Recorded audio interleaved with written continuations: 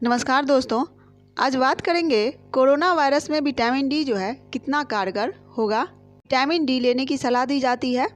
तो रिसर्च में जो सामने आया है कि कोरोना वायरस के दौरान लोग ज़्यादातर घरों में बंद है, जिससे कि विटामिन डी उसके शरीर में कम होना लाजमी होता है। आम दिनों में लोग घर से बाहर निकलते हैं तो उसे विटामिन डी मिल जाता है। हम सभी जानते हैं कि विटामिन डी का जो स्रोत है वह सूर्य का प्रकाश है। ब्रिटेन के नेशनल हेल्थ सर्विस का कहना है कि महामारी के इस दौर में लोगों को हर दिन 10 माइक्रोग्राम विटामिन लेनी चाहिए।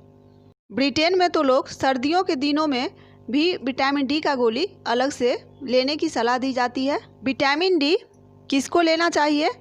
जो अक्सर घर से बाहर नहीं जाते हैं, जो केयर होम में रहते हैं, जिनकी त्वचा जो है हमेशा कपड़ों से ढकी रहती है, तो ऐसे लोगों को विटामिन डी पर्याप्त मात्रा में नहीं मिल पाता है, इसलिए विटामिन डी लेनी चाहिए।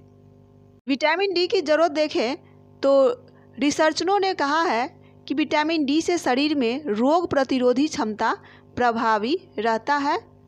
इससे संक्रमण से लड़ने में मदद मिलती है। कुछ स्टडी का यह भी कहना है कि शरीर में विटामिन डी की पर्याप्त उपलब्धता से सामान्य जुकाम और फ्लू से बचा जा सकता है। हालांकि scientific advisory committee on nutrition ने सीने में संक्रमण को रोकने में विटामिन डी से इलाज की बात समीक्षा की है और कहा है कि इसके पर्याप्त सबूत नहीं है जिसके आधार पर कहा जाए कि इसके लिए विटामिन डी लेनी चाहिए। मजबूत और स्वस्थ हड्डियों, दांत और मांसपेशियों के लिए विटामिन डी बहुत ही ज़रूरी है।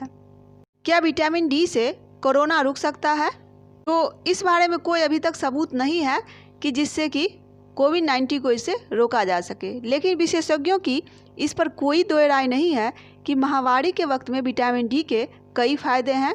शरीर में इसकी मौजूदगी पर्याप्त बनाए रखने की ज़रूरत है। विशेषज्ञों का यह भी कहना है कि लंग्स को प्रभावित होने में और रोग प्रतिरोधक क्षमता को बढ़ाए रखने में विटामिन डी की महत्वपूर्ण भूमिका है। तो ये था विटामिन डी और कोरोना वायरस। धन्यवाद।